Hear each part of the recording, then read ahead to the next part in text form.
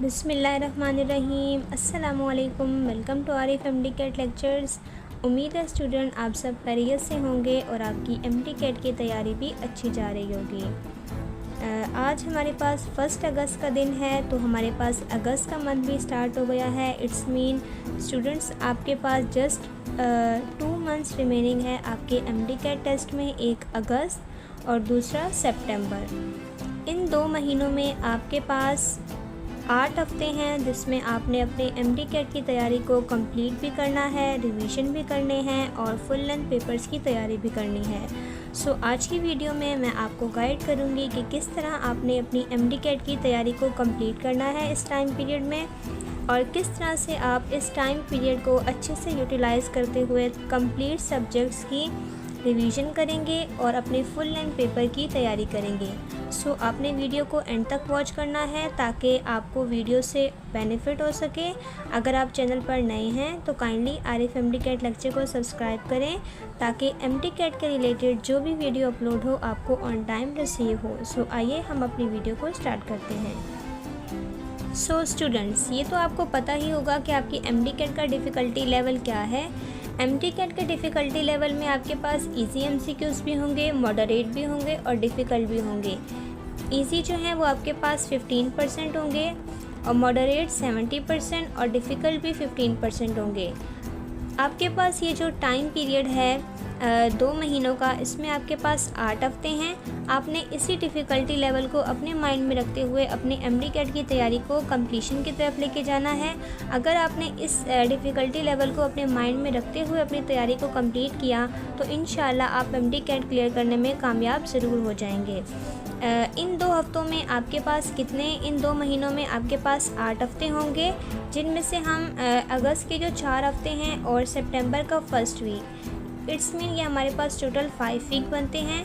इन 5 weeks में आप क्या करेंगे? रिवीजन करेंगे बायोलॉजी, केमिस्ट्री, फिज़िक्स, इंग्लिश और लॉजिकल रीजनिंग की। और बाकी के जो आपके पास 3 हफ्ते होंगे, इसमें आप बहुत अच्छी अपने टेस्ट की तैयारी कर सकते हैं। फुल लेंथ पेपर की, पास्ट पेपर की, वो आप किस तरह से करेंगे ये हम वीडियो में आगे डिस्कस करेंगे।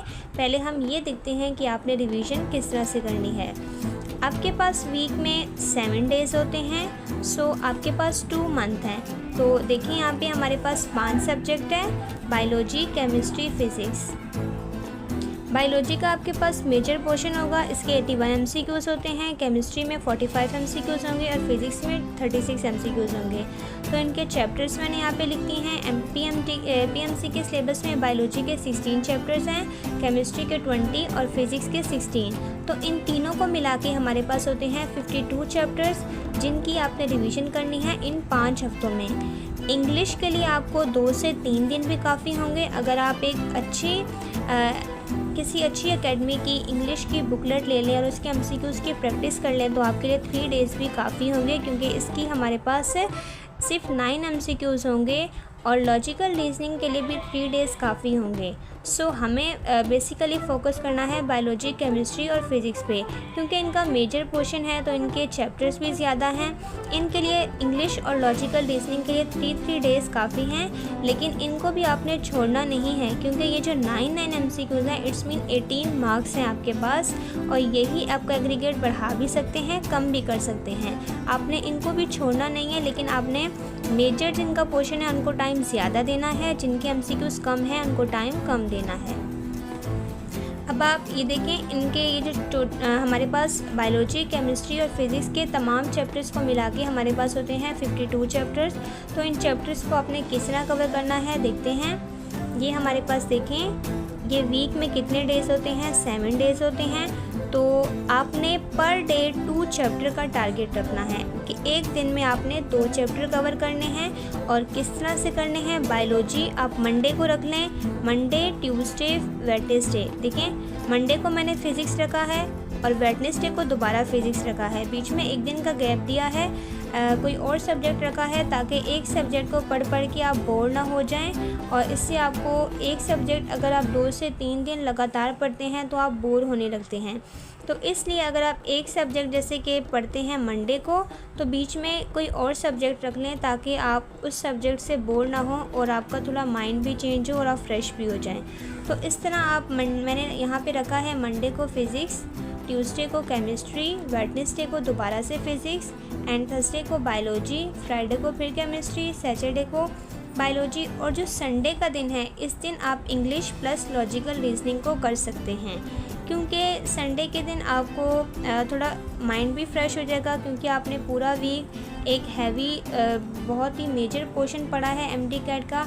सो संडे के दिन थोड़ा लाइट पढ़ें ताकि आपको जो मेंटल आपका स्ट्रेस है वो भी लेवल कम हो जाए। अदरवाइज़ अगर आप कन्वीनियंट नहीं हैं, अगर आपको अच्छा लगता है कि आप इजीली कर सकते हैं एक सब्जेक्ट को 2 दिन, तो आप उसे इस शेड्यूल को मॉडिफाई भी कर सकते हैं अपने अकॉर्डिंग। लेकिन आपका टारगेट ये होना चाहिए कि आपने एक दिन में 2 चैप्टर करने हैं, तभी 5 वीक्स में आपकी जो रिवीजन है वो कंप्लीट होगी। अगर आप इस शेड्यूल को फॉलो करते हैं तो देखिए बायोलॉजी में आपके पास कितने चैप्टर हैं, 16 चैप्टर। तो 8 डेज़ में आपके ये 16 चैप्टर कंप्लीट हो जाएंगे और 20 चैप्टर केमिस्ट्री के 10 डेज़ में आपके कंप्लीट हो जाएंगे, क्योंकि आपने एक दिन में 2 चैप्टर किए हैं। तो इस तरह ये 20 चैप्टर आपके 10 दिनों में पूरे हो जाएंगे और ये जो 16 चैप्टर हैं ये 8 दिनों में। फ़िज़िक्स के भी हमारे पास 16 चैप्टर हैं, ये भी आपके पास 8 दिनों में कंप्लीट हो जाएंगे। तो इस तरह ये आपके पास कितने हो गए, 28 दिन। महीने में 28 दिन हो गए, मतलब 4 हफ्ते आपके पूरे हो गए। और बाकी जो 5वां हफ्ता है वो आपने किस में देना है, इंग्लिश प्लस लॉजिकल रीजनिंग में। 3 दिन आप इंग्लिश को दे दें और 3 दिन लॉजिकल रीजनिंग को दे दें। तो इस तरह 5 हफ्ते में आपकी ये कंप्लीट 5 सब्जेक्ट की रिवीजन और तैयारी पूरी हो जाए। लास्ट 5 हफ्तों में आपने अपनी एमटीकैट की कंप्लीट रिवीजन कर ली, तो अब बारी आती है टेस्ट की। तो वीक 6 में आप फिज़िक्स की कंप्लीट रिवीजन करेंगे। ये हमारे पास हफ्ते में 7 दिन होते हैं। आप हफ्ते के पहले 2 दिनों में क्या करेंगे, फर्स्ट ईयर फिज़िक्स का रिवीजन करेंगे और इसी के टेस्ट पेपर्स को सॉल्व करेंगे। और जो आपके पास हफ्ते के तीसरा और चौथा दिन होगा, उसमें आप सेकेंड ईयर फिज़िक्स का रिवीजन और प्लस इसी के टेस्ट को सॉल्व करेंगे। उसके बाद आपके पास जो 6 और 7 डे होगा, उसमें आप कंप्लीट फिज़िक्स के टेस्ट को सॉल्व करेंगे। इस तरह से आपकी इन 6 दिनों में कंप्लीट रिवीजन हो जाएगी। तो एक दिन जो आपके पास बच जाएगा, उसमें आप इंग्लिश के टेस्ट पेपर सॉल्व कर सकते हैं। इंग्लिश के जो भी आपने प्रैक्टिस की है, इंग्लिश के आपके पास जो भी बुकलेट है, उसमें से आप इंग्लिश के टेस्ट पेपर को सॉल्व करें ताकि आपकी इंग्लिश की तैयारी भी फाइनलाइज हो जाए। नेक्स्ट है आपके पास वीक 7। वीक 7 में आप इसी तरह से सेम केमिस्ट्री की तैयारी करेंगे। पहले 2 दिनों में फर्स्ट ईयर केमिस्ट्री को करेंगे और अगले 2 दिनों में सेकेंड ईयर केमिस्ट्री को, और लास्ट के 2 डेज़ में आप कंप्लीट केमिस्ट्री को देखेंगे। जो भी चीज़ें आपको रिवाइज़ करनी है या जो भी चीज़ें करके उसके बाद आप उसका टेस्ट पेपर सॉल्व करेंगे। और जो आपके पास लास्ट दिन बचेगा हफ्ते का, उसमें आप क्या करेंगे, लॉजिकल रीजनिंग की प्रैक्टिस करेंगे। लॉजिकल रीजनिंग की प्रैक्टिस करते हुए उसके टेस्ट पेपर को सॉल्व करेंगे। वीक 6 में आप अपनी केमिस्ट्री की तैयारी को फाइनलाइज करेंगे। वीक 7 में आप पहले 2 दिनों में फर्स्ट ईयर केमिस्ट्री के टेस्ट पेपर को सॉल्व करेंगे और डे 4 और डे 3 और 4 पे आप सेकेंड ईयर केमिस्ट्री को करेंगे। डे 5 और 6 पे आप कंप्लीट केमिस्ट्री को सॉल्व करेंगे। जो भी चीज़ें आपने रिवाइज़ करनी है आप उनको फाइनलाइज कर लेंगे। और डे 7 पे आप लॉजिकल रीजनिंग के प्रैक्टिस करेंगे एमसीक्यूज़ की और टेस्ट पेपर को सॉल्व करेंगे। नेक्स्ट है आपके पास वीक 8। वीक 8 में आप कंप्लीट बायोलॉजी को देंगे। पहले 2 दिनों में फर्स्ट ईयर बायोलॉजी के होंगे और अगले 2 दिन आपके पास सेकेंड ईयर बायोलॉजी के होंगे, और जो लास्ट के 2 दिन होंगे वो आप किसको देंगे, कंप्लीट बायोलॉजी का पेपर सॉल्व करेंगे, जिसमें फ़र्स्ट ईयर और सेकेंड ईयर दोनों इन्वॉल्व होंगे। तो लास्ट का जो 7 डे है उसमें आपने क्या करना है, फर्स्ट फुल लेंथ पेपर करना है, जिसमें बायोलॉजी का पोर्शन भी होगा, केमिस्ट्री का भी होगा, फिज़िक्स का भी होगा।